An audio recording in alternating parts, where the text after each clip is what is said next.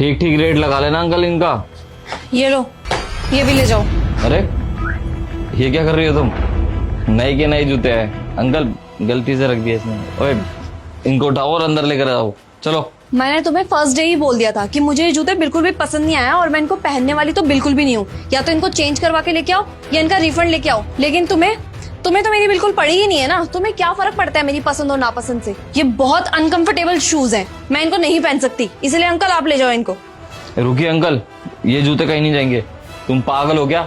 मैं तुम्हारे लिए इतने प्यार से गिफ्ट लेकर आया था। तुमने ही तो कहा था मेरे को पिंक कलर के जूते चाहिए, और उसके बाद तुम ये कबाड़ी वाले अंकल जी को दे रही हो।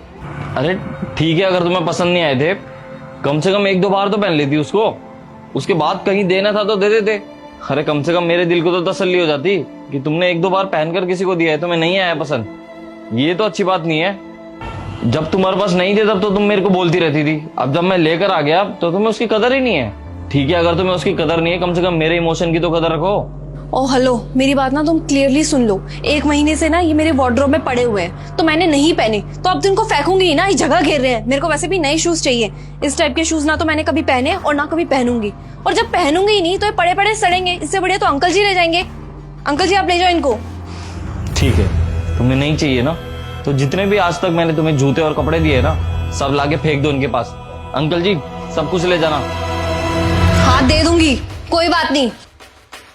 अंकल आप इनको अपने झोले में डाल दो और मैं लेकर के आती हूँ जो भी पड़े होंगे तो। एक मिनट मेम साहब। मेम साहब, वैसे आपके पति जो भी कह रहे हैं सही कह रहे हैं। इतने अच्छे इतने प्यारे जूते हैं, और फिर उन्होंने आपको ये तोहफे में दिए।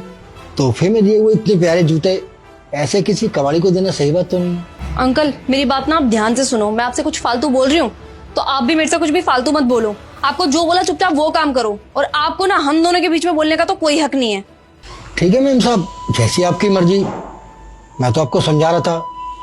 वैसे मेम साहब, एक बार भी आपने नहीं पहने, कम से कम इस तरह तो आपको नहीं करना चाहिए। और मेम साहब, जो चीज आपको आपके पति ने इतने प्यार से दी है उसकी कदर तो करना चाहिए।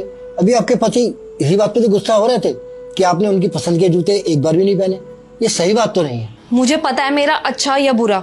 मुझे जब ये शूज ही पसंद नहीं आए, और आपको पता है ये पूरा 1 महीने अलमारी में पड़े रहे थे, जब वहां पे पड़े पड़े सड़ रहे हैं, तो अगर मैं आपको दे रही हूँ तो आपके किसी ना किसी तो काम ये आएंगे ना। तो आप चुपचाप इनको ले जाओ। आप मुझे ज्ञान क्यों दे रहे हो? देखिए मेम साहब, मैं तो कहूँगा एक बार और सोच लीजिए।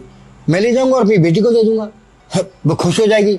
लेकिन फिर भी अगर आप चाहें तो आपको पहनने चाहिए शूज। हाँ अंकल, मैंने आपको बोल तो दिया कि इनको लेके जाओ। बार बार थोड़ी बोलूंगी। आप मेरे को ये बताओ कि आप इसके पैसे कितने दोगे? मेम साहब, ज्यादा तो नहीं, हाँ 100 रुपए दे दूंगा आपको। 100 रुपए? अंकल आप पागल वागल हो क्या? आपको पता है पूरे 5,000 का जूता है ये। मेम साहब, कबाड़ में तो ऐसे ही जाएंगे। अब मैं 5,000 के जूते 3-4 हज़ार में तो लूंगा नहीं, और ना ही मेरी हैसियत है इतने महंगे और इतने अच्छे जूते खरीदने की। तो मेम साहब, मैं आपको 100 रुपए ज्यादा तो दे नहीं सकता। ठीक है ले जाओ, आप ऐसे ही ले जाओ। 100 रुपए क्या लूंगी मैं आपसे? क्या मेम साहब ऐसे ही ले जाऊं? ये जूते मैं अपनी बेटी को दूंगा ना, बहुत खुश हो जाएगी। वैसे ही मेम साहब कि आजकल त्योहारों का समय चल रहा है, तो बेटी को ये जूते मैं किसी डब्बे में डाल के दे दूंगा ना, तो वो खुश हो जाएगी कि उसके पापा उसके लिए इतने अच्छे जूते लेकर आए। तो ठीक है, मैं ले जाता हूँ। वैसे मेम साहब एक बात बोलूँ आपसे, जिसके पास जो चीज ज्यादा होती है ना उसकी कदर नहीं होती। अब देखिए ना, आप बड़े लोग हो, पैसे वाले हो, अगर यही जूते मेरी बेटी देख लेगी ना तो खुशी से पागल हो जाएगी। वो क्या है ना, मैंने सालों पहले अपनी बेटी को जूते दिलाए थे। क्या है कि उसे पता है ना कि उसका बेचारा बाप गरीब है, रोज रोज तो नए जूते खरीद नहीं सकता, तो वो काम चला रही है। अब इसे देखेगी तो खुश हो जाएगी। वैसे मेम साहब, आप कह रहे थे कि कुछ और सामान भी आप ला रहे हैं, तो ले आइए, मैं ले जाता हूँ। ठीक है मेम साहब, बहुत बहुत धन्यवाद।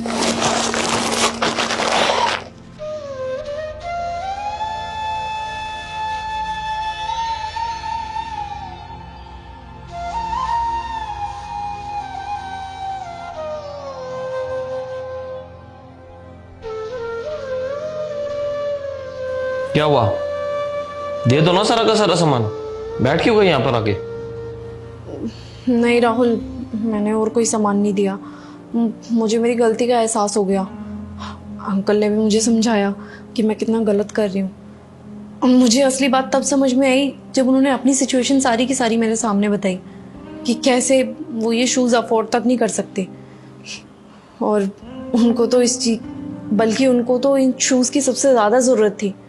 राहुल, जब अंकल ने मुझे बताया कि उनकी बेटी पिछले 3-4 सालों से एक ही जूते यूज़ कर रही है, वो जूते घिस चुके हैं पूरी तरीके से, फिर भी वो लड़की अपने पापा को इसलिए सब कुछ नहीं बता रही क्योंकि उसके पापा अफोर्ड ही नहीं कर सकते। तब मुझे ये बात समझ में आई कि मेरे पास जो चीज़ है मैं उसकी कदर कर ही नहीं रही हूँ, और जिसके पास वो चीज़ नहीं है उनको उस चीज़ की तो बहुत ज़्यादा वैल्यू है। आई एम सॉरी राहुल, मैं उनसे वो जूते वापस ले लेती, पर मुझे लगा कि उनको उन जूतों की ज़्यादा ज़रूरत है, इसीलिए मैंने उनको दे दिए। क्योंकि उन्होंने कहा था कि ये जूते वो अपनी बेटी को गिफ्ट में देंगे, तो इसलिए मैंने वो जूते वापस लेना लाजमी नहीं समझा। प्लीज़ मेरे को माफ़ कर दो राहुल, बट आई प्रॉमिस तुम्हारी लाई हुई कोई सी भी चीज़, चाहे वो जितनी महंगी हो जितनी सस्ती हो, मैं उसकी कदर करूँगी राहुल। अंकिता, तुम्हें पता है जिसके पास जो चीज़ नहीं होती ना, अंकिता तुम्हें पता है जिसके पास जो चीज़ नहीं होती ना, उसी को उसकी सबसे ज़्यादा कदर होती है। तुम्हारे पास थी, तुम्हें उसकी कदर ही नहीं थी। देखा अंकल को कैसे लेकर चले गए, और वो कितने खुश हुए जब उन्होंने वो जूते देखे। तो मुझे अच्छा लगा, तुम्हें तुम्हारी गलती का एहसास तो हुआ कम से कम। हाँ राहुल, मुझे आज अच्छी तरीके से समझ में आ गया, मुझे आज एक बहुत बड़ी सीख मिली है। तुम एक काम करो, तुम बैठो, मैं तुम्हारे लिए चाय बना के लेके आती हूँ।